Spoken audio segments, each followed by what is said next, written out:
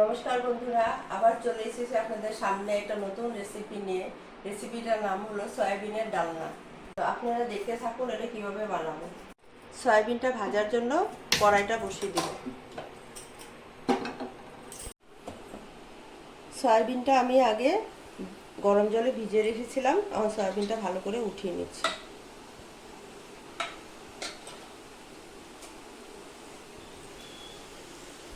সয়াবিনটা ভাজার জন্য সরষের তেল দিয়ে দিব। তেলটা গরম হয়ে গেছে, সয়াবিনটা দিয়ে দিব।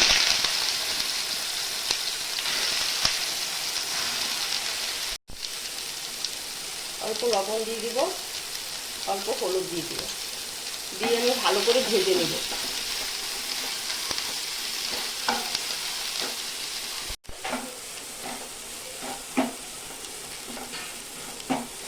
সয়াবিনটা ভাজা হয়ে গেছে, নামিয়ে নিব।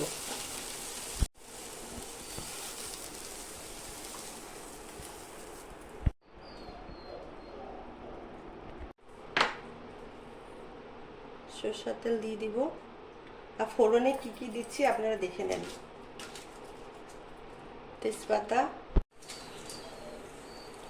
গোটা গরম মশলা দিয়ে দিব, গোটা জিরা দিয়ে দিব, অল্প পেঁয়াজ দিয়ে দিব,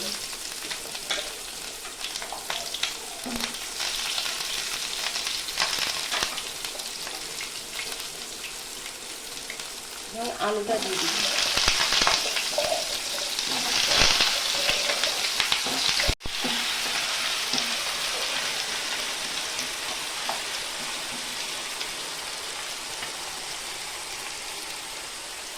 এখন মশলা একটু পেস্ট করে নিব। পেঁয়াজ দিয়ে দিব, আদা রসুন দিয়ে দিব, টমেটো দিয়ে দিব, ভালো করে পেস্ট করে নিব।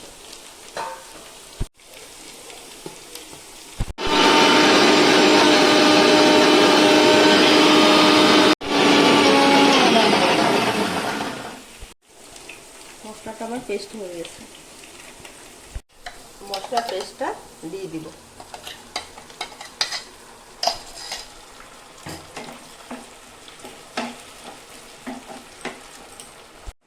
লবণটা স্বাদ মতন দিয়ে দিব, আর হলুদটা পরিমাণ মতন দিয়ে দেব।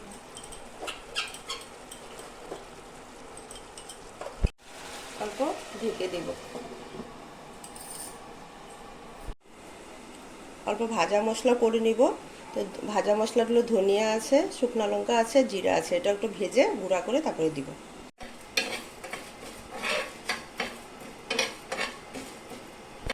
মশলাটা আমার ভাজা হয়ে গেছে।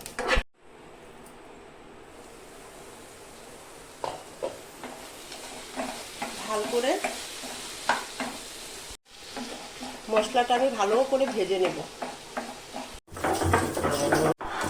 ভাজা মশলাটা বেটে নেব।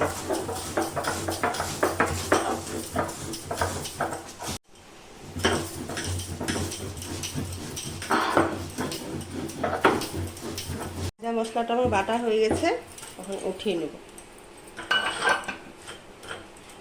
মশলাটাও দিয়ে দিব।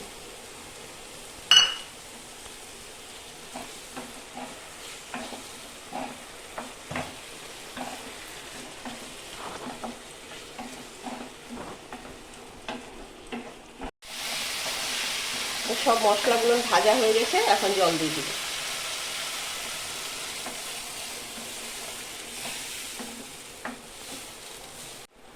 অল্প ঢেকে দেব।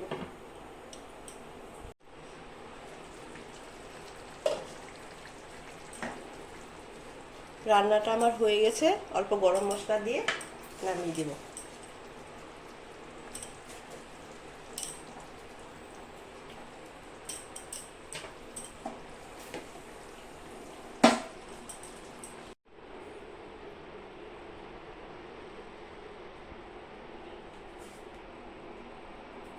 সয়াবিনের ডালনাটা কীরকম লেগেছে আপনারা কমেন্ট করে জানাবেন, আর চ্যানেলটা সাবস্ক্রাইব করবেন।